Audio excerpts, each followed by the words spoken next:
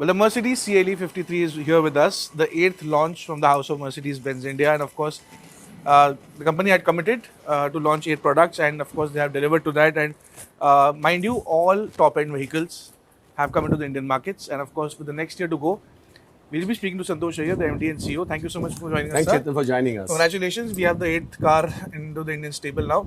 Tell us, all 8 cars, all top-end. So, do we have no entry-level cars now for new customers who are willing to buy? We have entry cars. We have the GLA there, which has been there for now last couple of years, doing quite well there. But our complete focus in terms of product introductions has been top end. That's a segment where Mercedes-Benz is growing. Last quarter, we grew 15 to 20% in the top end segment, in the core segment also. But yes, for us, our customer profile is different. They are a bit more choosy. They want the latest. So, and these cars, we try to bring them as soon as they are launched in Europe. A lot of anticipation as well for these cars as well. So, yeah, I think this year has been a year of top end vehicle. But when we end the year, we may, the new CLA electric has been launched globally now. Again, good demand in Europe. So we are still trying to see if we can get that car by end of the year or early next year. Okay, so Santosh, we saw that your sales, despite the industry performance, had been around close to 9%. You are growing by 10% in double-digit growth. The numbers came out fantastic for you with quarter one. We saw electric vehicle penetration nearly doubling from 1 to 2% to 6 to 8 odd percent. 8% now. 8% now. And that to top end. So, are you not worried that you're going to lose out on the entry level for electric vehicles as well? No, see, for us, of course, we want to get new people to the brand, but we don't want to get new people to the brand at any cost. The first time buyers of a luxury car, they have a lot of expectation on content and product. We don't want to give a product which, for example, the GLA has a 4MATIC. It has a 4-cylinder engine, it has a certain horsepower. Now, if we start compromising on all of that, you can definitely get a cheaper car and try to appeal. But that's a short-term lived strategy. The first-time buyer is coming with a lot of aspirations. He want to enjoy a luxury product. So there, I think our core philosophy doesn't allow us to decontent or to give anything which is, just price competitors. So rather we stay away. We focus on our strength and maybe we still offer, I think still today the GLA and the A-Class and whatever, the C-Class also I would say is a fairly well-equipped car. It has the right equipment and the setup.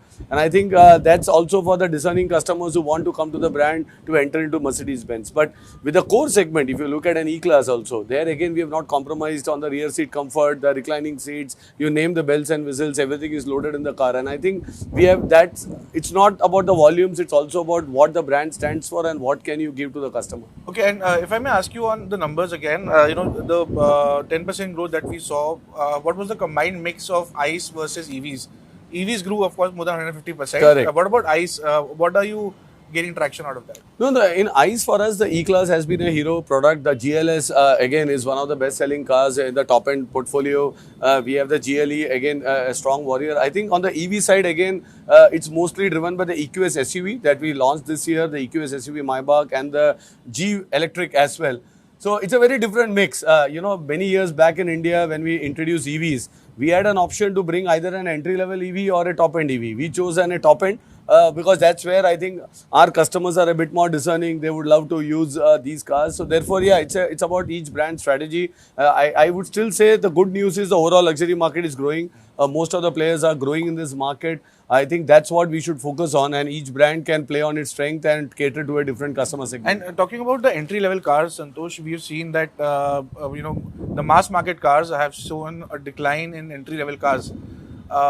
Do your customers also, does Mercedes also have an issue with the small car segment?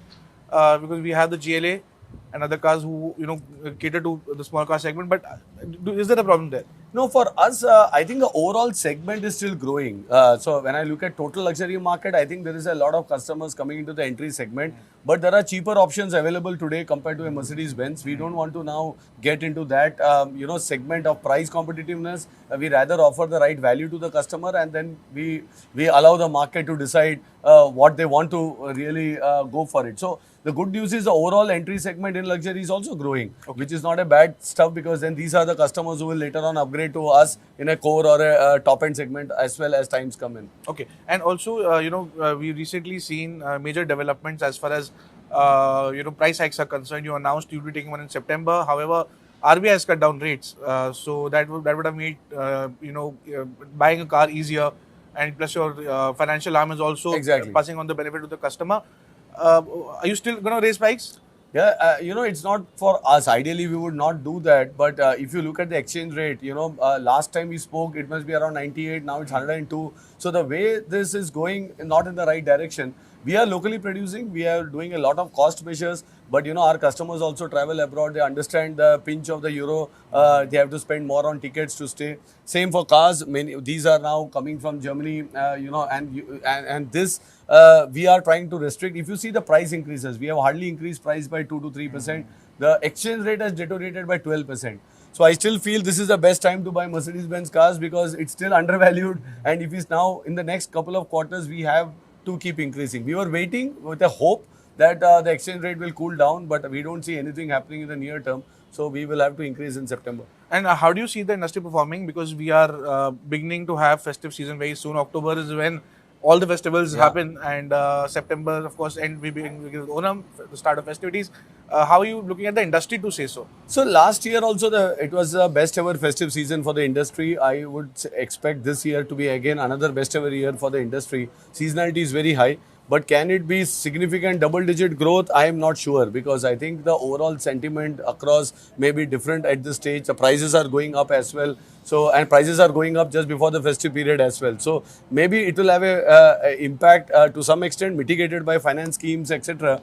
But I would therefore caution and put it on a single digit or a flattish because the base is very high last year festive season as well. So it should be a good season. We hope it's another best ever year for us when it comes to festive sales. And also, there have been a whole lot of trade deals going on. We last spoken on the India UK FTA as well. India is also kind of now warming up to China when it comes to investments. So do you feel that if Chinese cars come to India or ease down some developments for companies to invest in India through an FDI route, do you think that would be a good opportunity?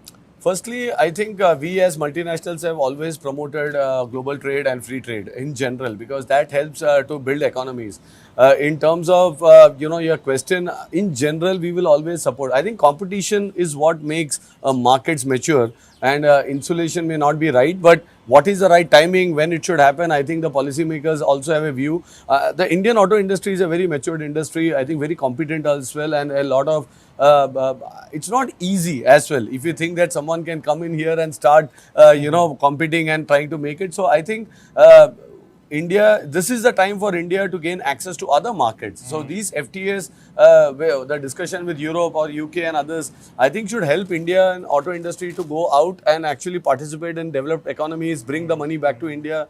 That should help economic growth much more significantly. There's a lot of discussion on these prices coming down, and I don't see that happening. 90% of the cars we produce in India, they are already at a lower duty. So it's not that the price of cars are going to significantly come down. But this is India's chance to participate in the global economy. So let's see how soon we can conclude all the trade agreements, and that should be the next, I would say, the fulcrum for growth for India. And Santosh, are you kind of, what are you looking through when it comes to the US tariffs? Additional 25% announced, now 50%. Do you think the Indian automotive industry would be troubled with it? I think we have to distill the noise from the politics as well. First of all, these are announcements. There are larger geopolitical, intentions behind some of them. So first is we have to wait for what is the final outcome, what is really being done. There is still some days to go before any of this comes into effect. And then I think any industry has to be agile to cope up. I'm sure India will find its own way. Maybe this becomes an opportunity for looking at different markets or different stuff. But I think we as Mercedes-Benz are not affected because from India we don't do anything directly to the US. Europe already has an FTA now, not an FTA but a trade agreement done with US. So I think that's settled as of now. So yeah, we have to still wait to see because anything impacting the economy will impact our sales. Many of our customers also have large business interests in the US. But, I was talking to a couple of them last week in Pune as well, and they were quite resilient. They said, hey, I think the business has the capability to absorb short-term shocks, and over a period of time, our businesses will find the new avenues of doing business. So when I spoke to some of these customers, they seem to be much more pretty confident. But okay, now to look at the elephant in the room, does E20 petrol really affect your car? So let me say the following. First of all, going by science, the moment you reduce calorific value of a fuel, it will have an impact on the efficiency overall. But I think the government has been fair enough to say this is coming, right? Way back in 2019-20, they were clear that E20 will come. India was always on E10 as well, so it's not from 0 to 20. Second, when we transitioned to BS6 cars, Mercedes-Benz ensured that the entire powertrain was E20 compatible. So the good news for our customers is all the BS6 cars are fully tested compatible for performance as well.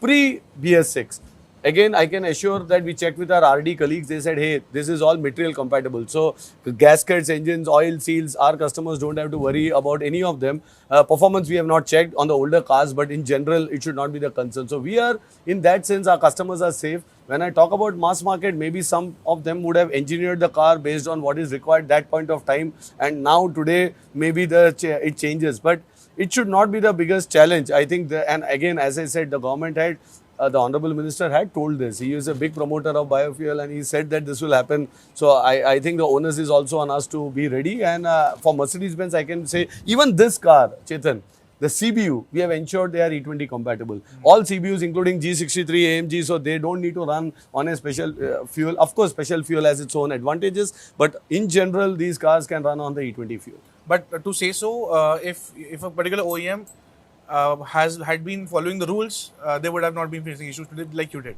Maybe from, yeah, this were much more transparent from 18, 19, 20 that this will come up. As I said, E10 was always there, but then it's up to the pre 18 cars, etc. I'm not sure if the engineering was done by concerned OEM, so I cannot comment on others. But as far as we are concerned, our cars were engineered with a bad fuel mix, which also meant that material compatibility exists for these cars and our customers should not have an issue. Alright, so what lies next for Mercedes-Benz? Your 8 launches are done. We have about 3 to 4 months to year to end.